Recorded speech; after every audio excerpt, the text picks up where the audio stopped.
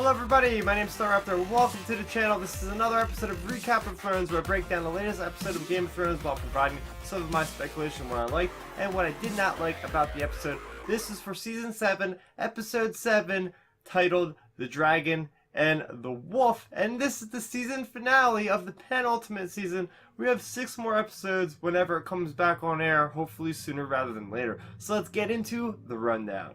Cersei, Jon, and Daenerys meet in King's Landing for a truce. Meanwhile, the Stark sisters serve justice in Winterfell, Jon's lineage is confirmed, and the wall comes crashing down. So getting into my positives for this episode. First off, I want to talk about that meeting at King's Landing between Cersei, Jon, and Daenerys. And you have all these characters that are coming together that haven't seen each other in years, such as Tyrion and Bronn and Podrick. Then you have Brienne and the Hound, and I love how they're all bouncing off of each other as far as what they've kind of been doing this whole time, and it's just nice to catch up with everybody and seeing how their paths actually crossed over again, which in this show it's very unlikely that characters are ever to come back and meet each other again, since they all get killed off very frequently on this show. Another thing I just want to mention is the Kingsguard armor got an upgrade, and I approve. It's very Stormtrooper-esque with the black and the silver trim. Looks really, really good.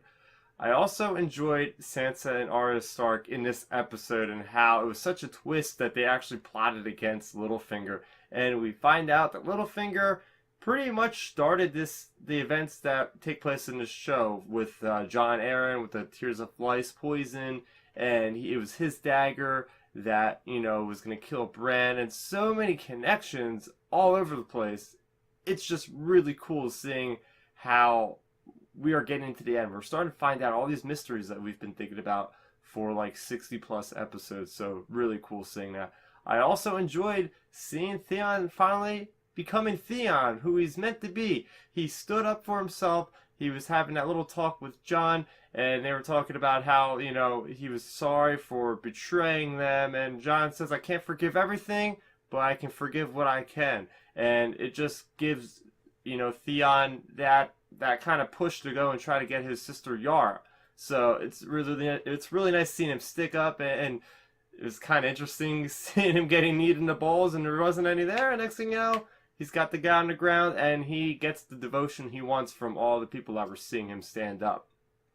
Another thing I enjoyed, obviously, was getting the confirmation that Jon Snow is actually Aegon Targaryen. So he is the nephew of Daenerys because he is the son of Rhaegar Targaryen. That makes him the rightful ruler of the Iron Throne, because the way succession works is, Daenerys is the sister of Rhaegar, and therefore he's more of a rightful person to the throne, being it's down the lineage of the son.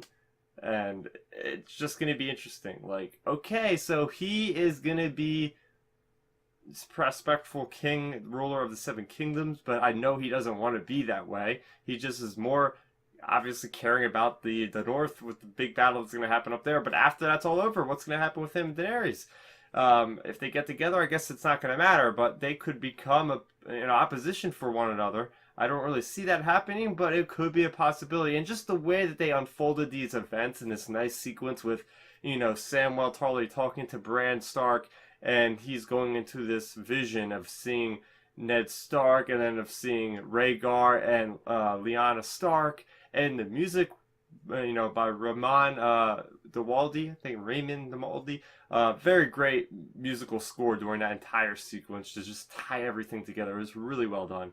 And finally, that last shot of the Ice Dragon with the Night King on there, just taking out the wall. I speculated that could be the reason why the wall falls down if it does, and it was cool seeing it actually come to play. And that last shot, you see the dragon there in the distance and legions of these whites and White Walkers. It's just something out of Lord of the Rings, pretty much. As great as this episode was, there was one little thing that I have a nitpick about, and it was right in the beginning. So we find out that Grey Worm returns with the Unsullied army back to King's Landing. Now, maybe I missed something along the way, but the last time I seen them, they were being kind of outmaneuvered by the Greyjoy fleet there at the in the Westerlands there at Castle Rock. So how did they get out of that one? I guess they just said, screw you guys, we'll just walk all the way to King's Landing, and they got there without being harmed, obviously. So that was a little interesting, and this whole time of this season, traveling with time, it's been a little bit awkward and kind of strange. So, that's the only thing I really think this episode did a bad job about. That and how it kind of got it was a very long episode, hour and a half, and it was kind of slow in the beginning. Yeah, we're getting all these people talking, a lot of dialogue.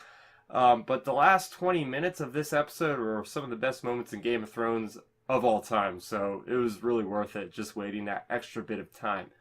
Alright, so I'm going to get into some speculation for what's to come in next season. So I think that Jaime is being positioned to literally backstab his sister Cersei, because she is just being this really difficult person and not really heeding the warnings of Jon and now her brother, and she says she'll send help to, aid in this war against the Whites, and, well, she's not living up to her word, and he's going to leave, and he ends up leaving, and he gets by the mountain. And that's the second time in the episode this happened, that she said she was going to kill somebody and didn't really happen. Tyrion got away too. So it just goes to show you that when it comes down to family, it doesn't matter. She'll not turn her back on family. But I have a feeling that Jaime Lannister will be a kinslayer as well as a kingslayer by the time this series is over. And I can't wait to see how people react when he goes to Winterfell eventually and he finds Brienne of Tarth. It's going to be really cool to see that happen. Another thing I think might happen is that Bran Stark will eventually warg that dragon that the Night King is on and somehow just destroy all of the, the Whites. It'll be something that's way out there, but hey, I've been thinking that could happen from the start.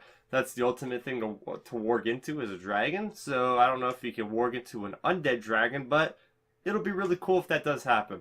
And finally, I think that Arya Stark will possibly get the face of Baelish and do something of that regard with masquerading as Baelish. So that'd be kind of cool. So getting into my quote of the episode, this is from Jon Snow. He says, "This isn't about living in harmony. It's just about living." And it just makes so much sense when they're there making that truce with everybody, Lannisters, Targaryens, Starks.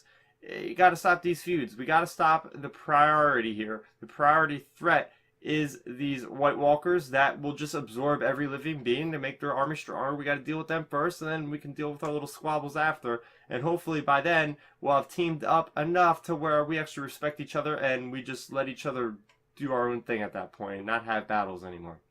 So that is going to do it for my final episode of Recap of Thrones for this season of Game of Thrones, Season 7. Now it's time for you guys to chat with me. What were some of the things you liked most about this episode? Let's talk about it down there in that comment section below. Also, I will have the review of Season 7 up on the channel later this week, so make sure you are subscribed so you'll be notified when that comes out. Also, on the channel, make sure to check out all of my other content, such as Star Wars movie and other TV reviews. I'm Star Raptor. Thanks for watching, and bye-bye. Thanks for checking out the video. Please hit that thumbs up symbol. It helps me know that I'm making content that you guys enjoy. And if you enjoyed this video, I also include 2 videos down below you guys should check out. And please consider subscribing to this channel. It helps support me and it notifies you guys of when I get new videos up on the channel. You can also contact me on Twitter, Facebook, and Instagram at StarRaptor.